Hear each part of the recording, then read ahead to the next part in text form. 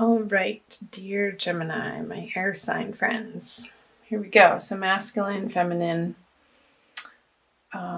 representative, conscious energies, unconscious energies. Start with the masculine. The Eight of Pentacles. Who did I just do that? The feminine had that on this side in reverse. And I do shuffle and shuffle and shuffle.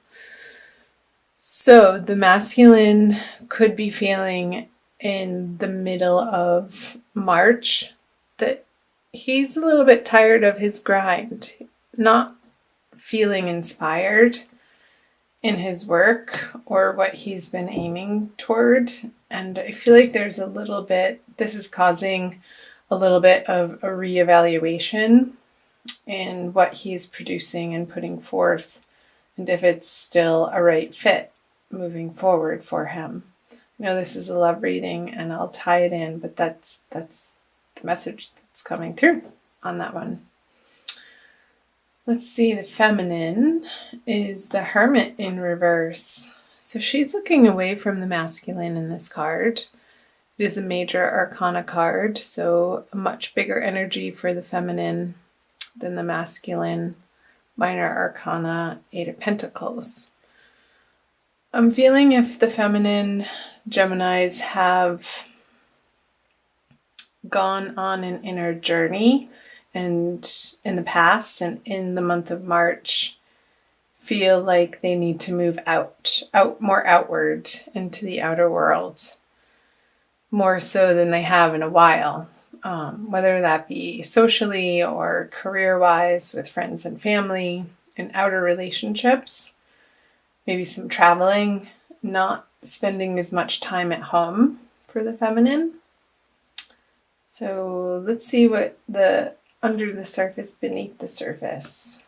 Yeah, traveling. So I feel that the feminine is wanting to start planning for new journeys coming up here in the spring if you're in the northern hemisphere, or if you're in the southern hemisphere preparing to move into the colder winter season, depending on where you are in the world. I know I have viewers from all over the world. It's fascinating and lovely. So welcome again, wherever you're viewing from. Do you want to take some sort of last minute trip? And I don't feel like this is, if you are in coupledom with the masculine, I feel like these two cards are both moving away from the masculine energy.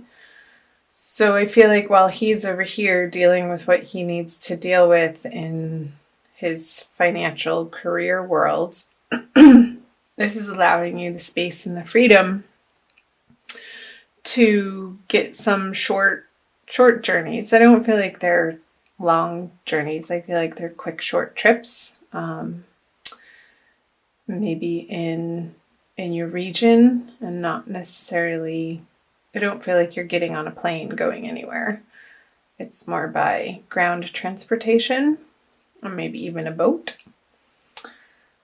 to explore and to put forth into the world, feminine, what you've discovered about yourself. And even though they are swords, I'm getting more of an emotional sense, a softer place, offering yourself to the world from a heart-centered space, but vocalizing it through your vocal cords and your voice and the spoken word, maybe the written word.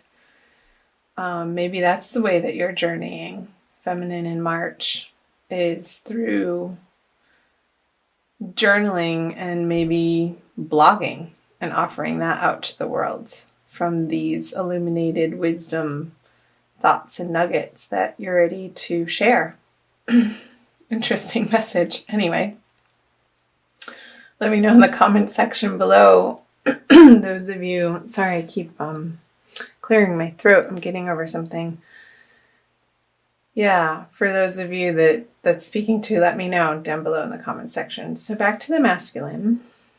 He, in his subconscious energies, he feels like there's more. There's more that he could be doing. There's more that he could be being. there's a more solid sense of structure that he wants to be living his everyday life from. And he wants to be coming from a place of inspiration. And that's what's driving this, I want to say, dissatisfaction for his current either career or work situation, or the way that he provides for himself and his loved ones. That there's a reevaluation and this burning desire in him and seeking of that which he feels excited about again, and only wanting to take action and spend time and energy in the directions that are fun, honestly, that he enjoys. So I feel like this is, in March, undergoing a transformational process for the masculine. Let's see what the conscious energies are. Yeah, he wants to feel like he has enough abundance in his life to be able to share in ways that aren't stressful for him, but joyful, and that his cup overfloweth, so that he knows that he's coming from a place of inner joy and inner stability, so that when he goes out into the world, he's carrying with him a sense of confidence and knowingness that all is all right. And that he can be of service in ways that feel good and make correct choices in that way, in those ways for himself. And again, I clarified this, I try to in every video, but I just say he for masculine and she for feminine for ease, but we all have both masculine and feminine energies within us, so you'll identify with most likely one more than the other. So the feminine, interesting. Is that Sagittarius? Or it was Aries, that the feminine Aries had this card in the upright position, right in that spot, a couple of readings ago that I recorded. So the Devil in reverse, for the feminine, to me, this is a card of attachments in 3D reality that come from past hurts and wounds and out of fear. And with this major arcana card in the reverse position, I feel like this inner work that, excuse me, the feminine has been doing on herself, Gemini, is producing results in her immediate environment and experience. And this very well can relate to the masculine in a way that she's understanding that two people have to stand on their own two solid feet to be able to come together in a healthy relationship with healthy structure and boundaries. And I feel like this work that she's been doing in this internal process has allowed her to unveil and disattach from these possibly negative belief patterns about herself, about the masculine, about her life, about her world, about particular relationships. And that feels good. I do like seeing the Devil in reverse, because I feel like it's when it's flipped on its head, it's this process of fleshing it out and turning the guts inside out so that you can see the belly of the beast, and that it's been seen and uncovered from the darkness. In the darkness, you're bringing light to this darkness so that it doesn't have a hold over you or control that it once did, Gemini. So let me know in the comment section in what ways that applies to what's going on for you in March. So let's flip over the central card, the outcome card. Okay. So the Eight of Wands. I feel like this process that the masculine is going through, because the feminine has allowed him the space and the loving kindness to do this, to go through this, then from that place, he'll want to reach out to the feminine and communicate, because he's coming from this place and not from a place of lack, and wanting to share his abundance, his love, his soft, higher thoughts of affection for you, feminine. And I feel like they'll be well received by the feminine, and welcome messages, bright and happy and exciting. I feel like he may have some news to share with the feminine from a passionate place, maybe a new plan that he's excited about that he wants to share with you, a new business endeavor or a new career offer, a job position that he's been working towards, that lights him up in a way that his current situation or environment he's just worn out from. And this will propel him into this energy and be effusive enough to want to share. So the feminine, you guys, can be a receptacle to that communication and share in that joy with one another.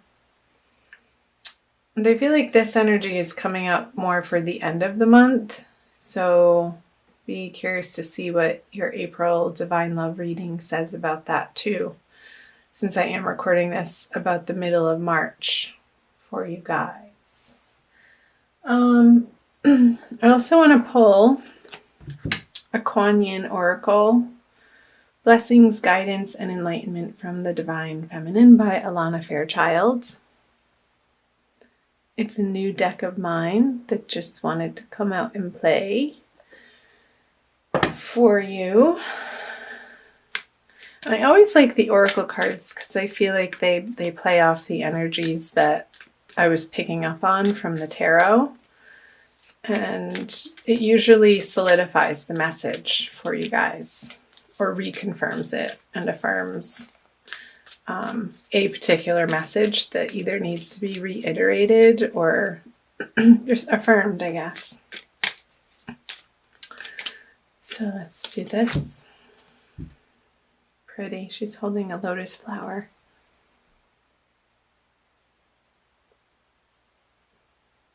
No, if that's not divine feminine, I don't know what is.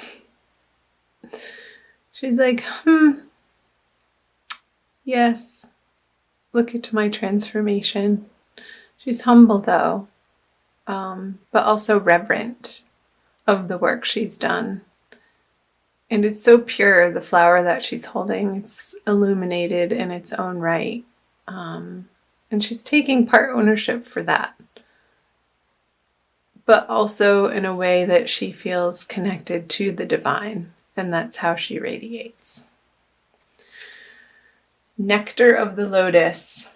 Your devotion to helping others has the effect of squeezing the heart chakra of the Divine Mother.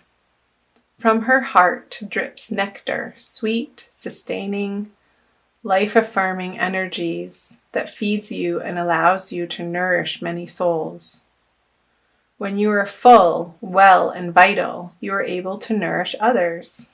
Wasn't that the message coming through from the masculine? When his cup is overfloweth, it's just a natural desire and effect that it bubbles over into other people and other relationships outside of himself. You are guided to receive your fill now, for your own benefit and the benefit of all.